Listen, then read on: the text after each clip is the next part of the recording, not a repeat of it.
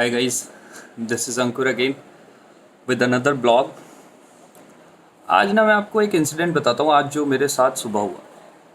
मैं मार्केट गया था एक ज़रूरी काम से, कुछ परचूने का सामान लेने के लिए।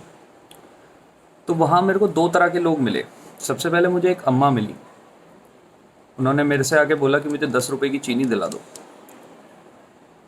मुझे पहली बार में तो सुनाई ही नहीं दिया क्योंकि भीड़ थी।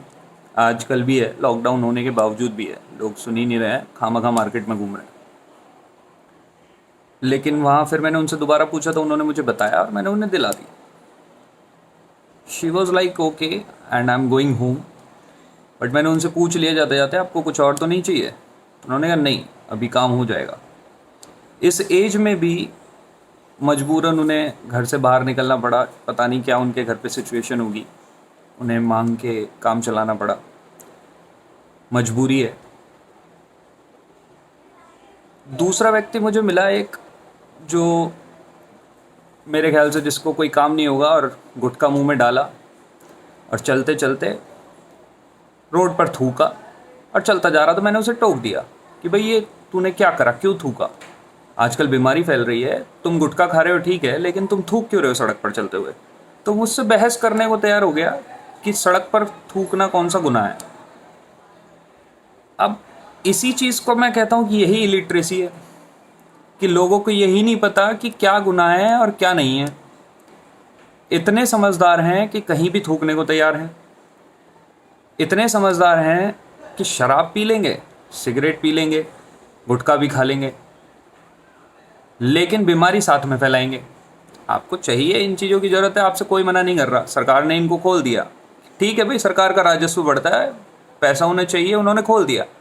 इसका मतलब ये तो नहीं है ना कि उन्होंने आपको ये आज़ादी दे दी कि भाई आप कहीं भी थूक सकते हैं, आप कहीं भी शराब की बोतलें फेंक सकते हैं, आप कहीं भी सिगरेट पी सकते हैं। ऐसी कोई आज़ादी नहीं मिली है।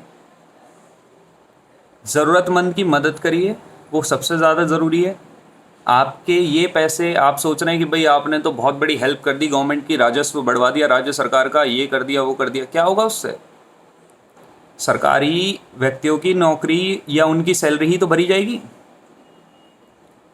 जो आदमी आपके शहर का है, भूखा है, बुजुर्ग है, जिसको घर से बाहर नहीं निकलना चाहिए, आप इस चीज़ का लेक्चर देते हैं कि भाई क्यों निकल रहे हैं?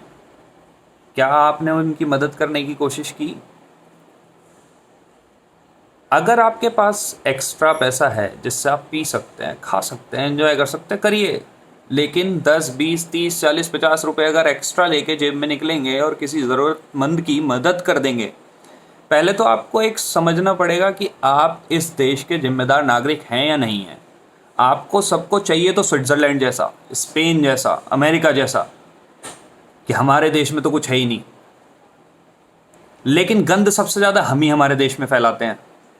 आपने किस देश में जाके देखा है कि उनके नागरिक कूड़ा कचरा यहीं फेंक देते हैं, कहीं भी जहाँ मन उनका करता है?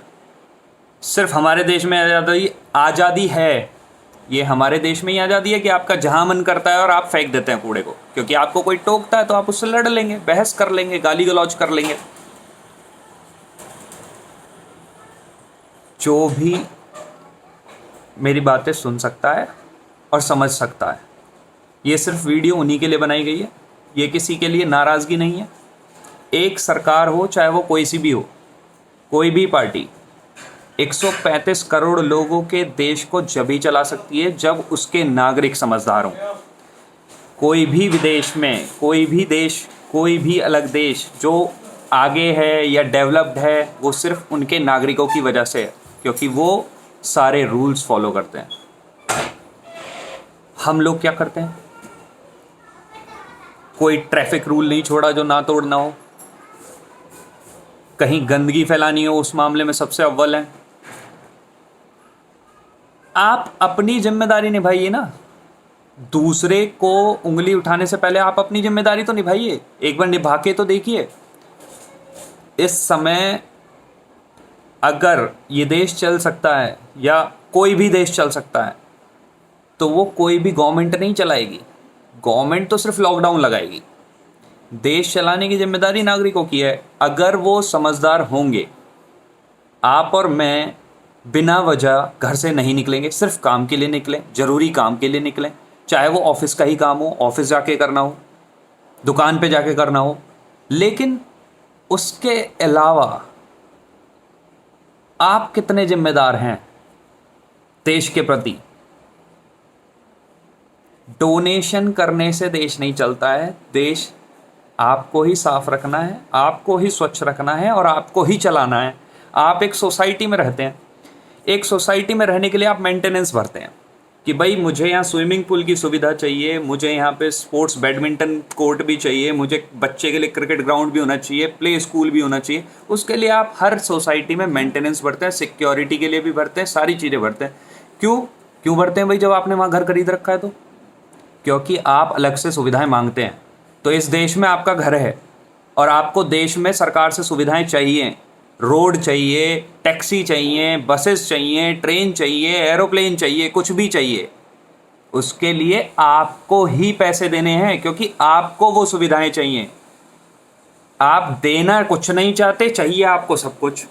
सरकार आपके लिए कानून बनाती है, हेलमेट पहन लो, सड़क पे निकलने से पहले हेलमेट पहन लो, मरोगे नहीं। नहीं जी, गड्ढे हैं सड़कों में तो, अरे भाई गड्ढे हैं इसीलिए तो सरकार बोल रही है हेलमेट पहन लो, क्योंकि गिर जाओगे, मर जाओगे।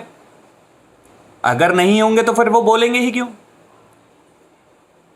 जितनी हमारे पास चीजें हैं, आप पहले तो कंपेयर करना छोड़ दीजिए अपने देश को। आपके देश की जनसंख्या 135 करोड़ है, स्विट्जरलैंड की जनसंख्या 85 लाख है, मात्र 85 लाख, और वहां भी फ्री में खाना खाने वालों के लिए लाइन लगी हुई है। सारी चीज़ें देखी हैं कि हाँ भाई ये बच्चों के लिए सुविधा दिखा रहे हैं चाइना में कि सैनिटाइज कर रहे हैं जूते भी और कपड़े भी, और तब उसके बाद स्कूलों में जाके बैठा रहे हैं। क्या आप भेज देंगे इस तरीके से अपने बच्चों को स्कूल? क्या ये लाइफ है? ये जीने का तरीका हो पाएगा? नहीं हो पाएगा। 135 करोड़ लोगों में पॉसिबल नहीं है। तो हमें अपने आप को अपने तरीके से चलाना है, दूसरे देशों को देखना छोड़ दीजिए। अपने देश को अपने हिसाब से चलाइए, अपने तरीके से, अच्छे तरीके से, पॉजिटिव सोच के चलाइए यार। ये सोच के जिम्मेदारी लेंगे कि हाँ मैं कूड़ा नहीं फैलाऊंगा। अगर आप कूड़ा फेंकेंगे, आपको देखकर अलग जितने भी लोग आपको देख रहे होंगे वो शायद कूड़ा उठा के डस्टबिन में डालने लगे। आप सभी लोगों से हाथ जोड़ के रिक्वेस्ट है, प्लीज़ ये देश आप ही चलाएंगे, आप ही को चलाना है और आप ही को बचाना है। जय हिंद, भारत माता की जय, इनकलाब जिंदाबाद।